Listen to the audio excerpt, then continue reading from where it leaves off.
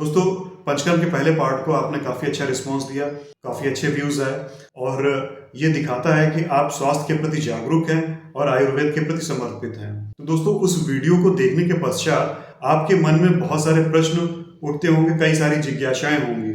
उन प्रश्नों का उत्तर मैं इस वीडियो के माध्यम से देना चाहूंगा।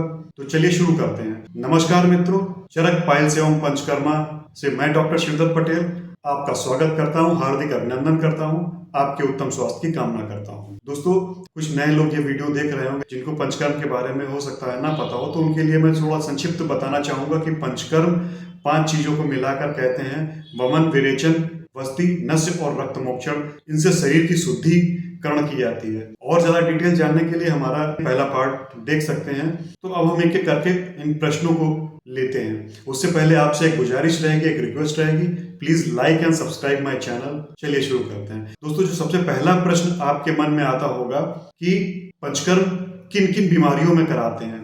पंचकर्म एक शरीर के शुद्धिकरण की प्रक्रिया है। इससे शरीर में जो दोष होते हैं वो अपनी जगह पर होते हैं, बैलेंस होते हैं। तो ये हर बीमारियों में दिया जा सकता है। जो पंचकर्म में प्रयुक्त होने वाले कर्म हैं, जो उनमें औषधि है, जो उनकी औषधियों की मात्रा है, वो बीमारियों के अनुसार चेंज होती रहती है। तो इसलिए पंचकर्म आप किसी भी बीमारी में करा सकते हैं। फिर भी कुछ बीमारियों का मैं नाम लेना चाहूंगा। मधुमेह में वस्ति का बहुत अच्छा रोल है। अस्थमा है, उसमें वमन का भी बहुत अच्छा रोल है।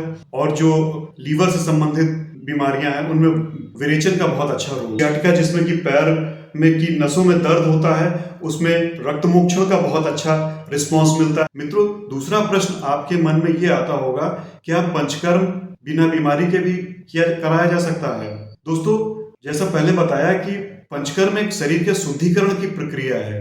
तो जैसे कि हम अपनी गाड़ियों की सर्विसिंग, अपने अप्लायंसेस की सर्विसिंग रेगुलरली बेस पे साल में एक बार कराते रहते हैं, उसी तरीके से ये एक तरह से रिजिनोवेशन थेरेपी है और एक तरह से शरीर के सर्विसिंग की थेरेपी है।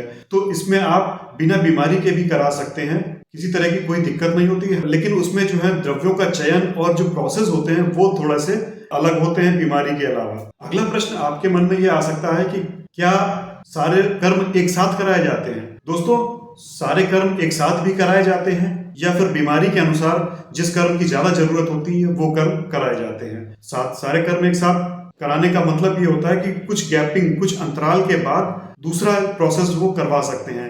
जैसे कि वमन के कराने के पश्चात आप कुछ दिनों का गैप करके संसर्जन कर्म करने के बाद ही विरेचन कर्म कराते हैं। ऐसा बिल्कुल भी नहीं होता है कि आज वमन कराया, कल विरेचन करा लिया। हाँ, कुछ अंतराल के बाद सारे कर्म कराए जा सकते हैं। क्या केरलीय पंचकर्म समान है? दोस्तों, केरलीय पंचकर्म में ऑयल मसाज को बहुत ज्यादा इंपॉर्टेंस दी गई है, जिससे कि हम बाहरी शुद्धिकरण मान सकते हैं। वमन, विरेचन, वस्ति पर इतना ज्यादा फोकस नहीं किया गया है। तो इसलिए केरलीय पंचकर्म और आयुर्वेद का पंचकर्म थोड़ा सा डिफरेंट हो जाता है इस पॉइंट पर। अगला प्रश्न आपके मन पे आ सकता है, क्या स्पा और पंचकर्म एक हैं? नहीं दोस्तों, स्पा का कॉन्सेप्ट अलग है। जो आयुर्वेदिक पंचकर्म है इसका कॉन्सेप्ट अलग है। दोनों के आइडियाज सेम हो सकते हैं, प्रोसेस मेल खा सकते हैं, बट नहीं, उसमें दोषों का कोई ध्यान नहीं रखा जाता है, ना ही औषधियों का ध्यान रखा जाता है। जबकि आयुर्वेदिक पंचकर्म में दोष, बीमारी, इन सब का ध्यान रख के ही आगे हम बढ़ते हैं। अगला प्रश्न आपके मन में ये आ सकता है, क्या पंचकर्म बच्चों को कराया जा सकता है? दोस्तों, एक निश्चित एज के नीचे बच्चों का पंचकर्म कराने के लिए आयुर्वेद में निषेध बताया गया है। यानी 5 से 7 साल तक बच्चों का जो पंचकर्म है वो नहीं कराना चाहिए, ऐसा आयुर्वेद में बताया गया है। लेकिन अगर जरूरत होती है तो जो हल्के कर्म हैं वो कराए जा सकते हैं। स्नेहन स्वेदन कराया जा सकता है, बस्ती कराई जा सकती है। वमन जैसे हार्ड प्रोसेस नहीं कराए जाते हैं। क्या पंचकर्म के कोई साइड इफेक्ट भी होते हैं?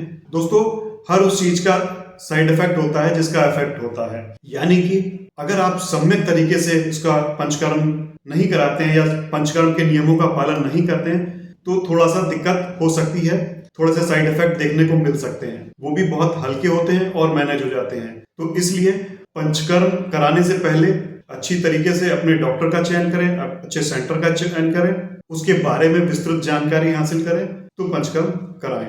मित्रों, अगला प्रश्न आपके मन में ये उठ रहा होगा, क्या पंचकर्म कभी भी कराया जा सकता है, यानी हर मौसम में कराया जा सकता है? दोस्तों, बीमारी की जब अवस्था होती है तो पंचकर्म करा सकते हैं किसी भी मौसम में। लेकिन अगर जब शुद्धिकरण की प्रक्रिया होती है, यानी कि हमें कोई बीमारी नहीं है और हम स्वस्थ रहने के लिए पंचकर्म कराते हैं, तो उसमें मौसम का ध्यान रखा जाता है।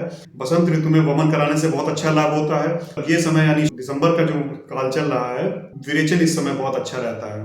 दोस्तों, पंचकर्म के बारे में अगर आपको कोई और भी प्रश्न आपके मन में आते हो या कोई और जिज्ञासा हो, तो वो आप कमेंट में लिख करके पूछ सकते हैं। और पंचकर्म के संबंध में दिए गए ये उत्तर अगर आपको अच्छे लगे तो please like and subscribe my channel. Thank you for watching. धन्यवाद।